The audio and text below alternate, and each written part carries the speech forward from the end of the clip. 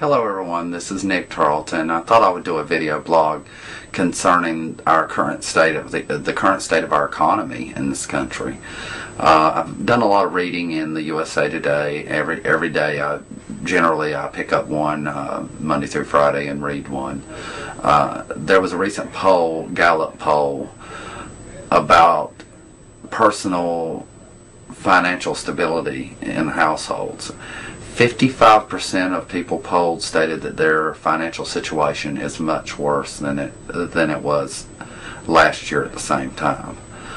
23% said it was better, and the other percentage it was about the same.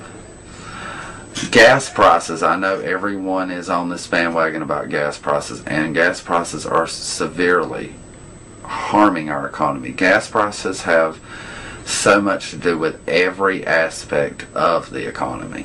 When those prices go up, everything in correlation goes up. Grocery prices, it cost everything that's in that grocery store had to be in a truck at some point. It had to be shipped there. Therefore, the price of diesel is, I think the average right now is $4.70 a gallon. Which is way up from the same time last year. Therefore, every grocery item is up.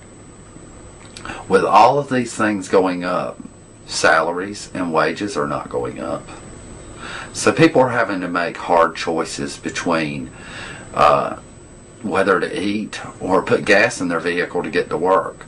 I know in the larger cities like New York and places of that nature, you're able to ride bicycles and walk. In the area that I live in, that's impossible. I drive 15 miles one way to work and 15 miles home. There's no way possible. There's no one that I can commute with.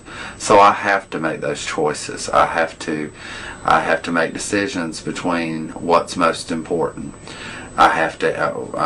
Jesse and I, and Michael, my roommate, we have to eat. We have to have gas to get back and forth to work.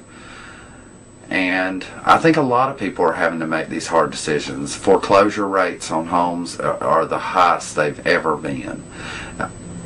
Foreclosure or mortgage fraud, which is another article I read in the USA Today.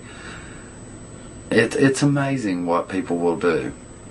Where there's an opportunity to make money, there's always going to be criminal activity. I feel so sorry for these people that have lost their homes. But there's two types of fraud. There's people who defraud banks simply for housing. There's some that defraud banks for money. The ones that defraud banks for housing simply inflate their income and so forth to get into a more expensive home than they can actually afford, and they have actual intentions of making the payments on it. In the other sense, you have people that defraud based on ripping the banks off. Now those are the true criminals. It's so bad, the fraud is so bad that Las Vegas has had to start a division, an investigation division, to solely work on mortgage fraud. But I'm kind of sort of off topic here.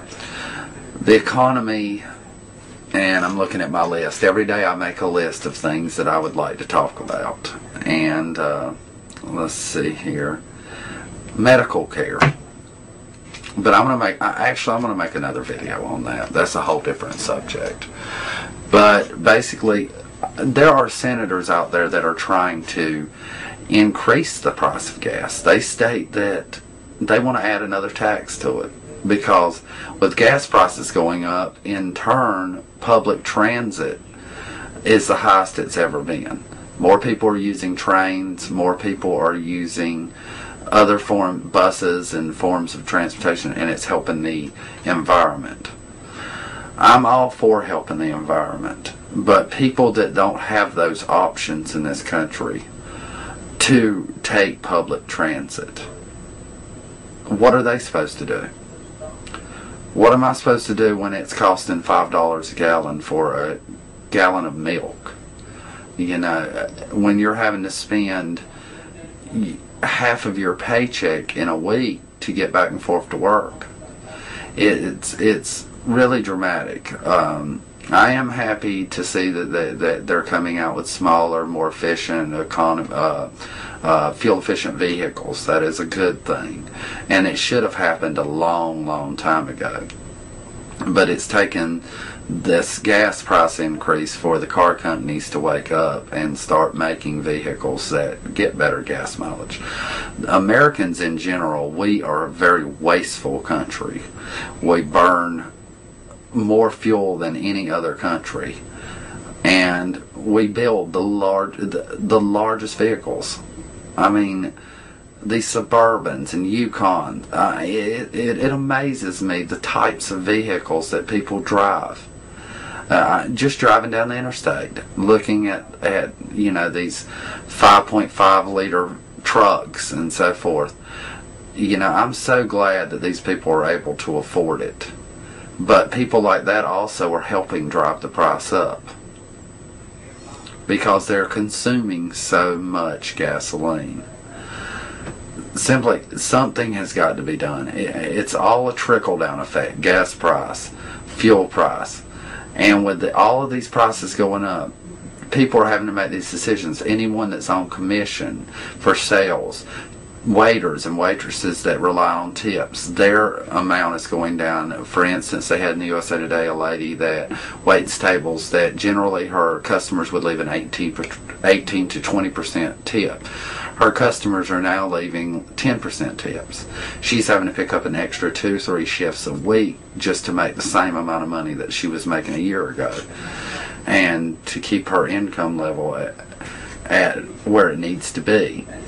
Okay, that trickle-down effect. If waiters and waitresses and people that are on commission aren't making as much, therefore they're not out spending money at the mall, and they're having to make those hard decisions like most Americans. Therefore, our economy is suffering all the way around. We need change. We need something to happen. And I know Europeans think of us as whiny cry babies because of their gas price and how much their prices have been for many years. The difference is that European countries are accustomed to this. They've become accustomed to this. They've had it. To us, it's been a shock. It's been a huge, dramatic increase very quickly, and it's harming, you know, wages. I haven't heard of employers raising wages. I work in the hotel industry, and I can tell you that every industry is suffering. The hotel industry is suffering because people aren't traveling as much. They can't afford it. Gas prices are so high, people aren't driving to the hotel. Gas prices have harmed a lot of different areas. But anyway, I just wanted to talk about that for a moment. I don't really have a solution other than the fact that our government really needs to put all its resources into dealing with these other countries that supply us with fuel. We need to work on alternative fuel alternative fuel methods, and be less reliant on these other countries. Most of the other countries that supply our gasoline are communist, horrible. I mean, they're either communist or Arab countries, and they have no sympathy whatsoever. They have basically our country by the balls, and they know it.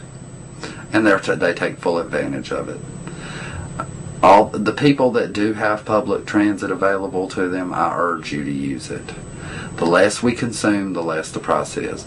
People that live in rural areas like myself, we rely on gasoline. We have to have it. You don't have a choice. You have to have gas to get to work. But anyway, that's the end of this vlog. Thank you for subscribing. Thank you for watching. All right, bye-bye.